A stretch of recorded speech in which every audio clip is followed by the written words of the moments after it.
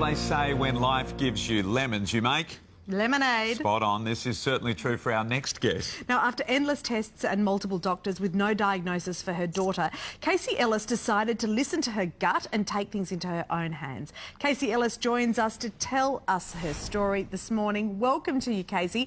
Let's start at the beginning. What happened when your daughter was 5? So my daughter had a number of problems when she was 5. So she became very unwell. She had things like nausea. She used to dry reach quite often. There was no colour in her face. She had stomach cramps. She would sit on the toilet at 1, 2 o'clock in the morning and she would fall asleep. She would have a bucket on her lap and she would be sweating, shaking, crying. It was actually very unnerving as a parent. Oh, I can imagine. Poor little girl. Heartbreaking for a parent. So lots of sleepless nights, lots of visits to the doctors, and then you started to do some research of your own because you weren't getting any answers. What did you discover?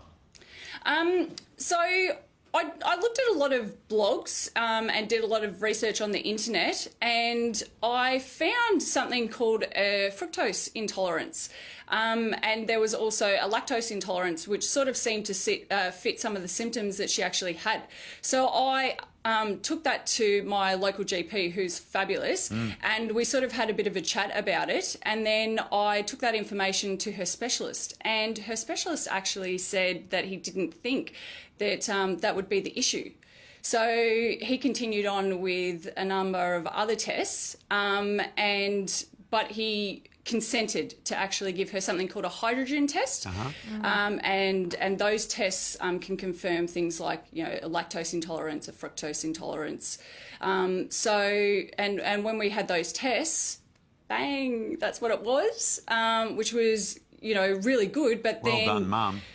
Well, yeah, very, you know, you have to do it because obviously you're the parent and you hate seeing your child in that situation. But then it was a case of, oh my goodness, what do I feed this child?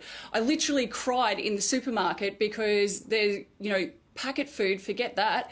It's all cooking from scratch, and in the beginning, very plain food, sort of like meat and vegetables, and not all vegetables because some are obviously higher in the fructose, and then basically it was, you know, learning how to use the ingredients, learning how to make things that she remembered. She sort of wanted things that tasted processed, quite frankly. She didn't like that, we call it a hippie food flavour, you know, that earthy food. And so it was just a lot of, like, you know, one cake, cook it and then throw it in the bin because she hated it, and 10 cakes later I had what she wanted. Wow. So it was a whole life change, obviously, for you both. After you did change things for her, how is she? She's so much better. She literally went from lying on the couch missing months of school to when we changed her diet, it was like I had a new child. She had colour in her face. Wow. She was running around.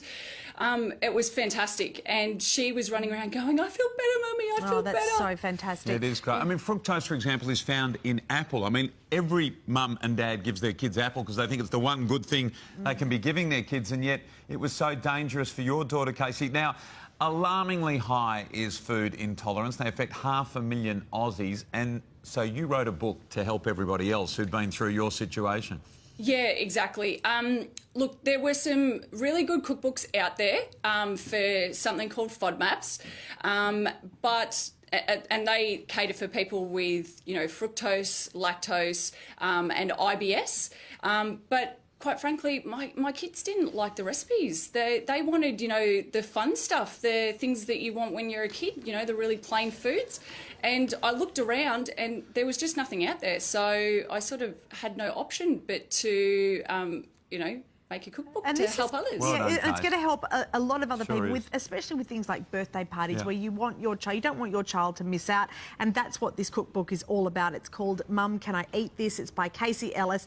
It's so fantastic well done, to see Casey. your gorgeous daughters there, and that your daughter is doing so well. Thank you so much. Thank you very much for having me. Yeah, we'll put all the details for the cookbook on our website.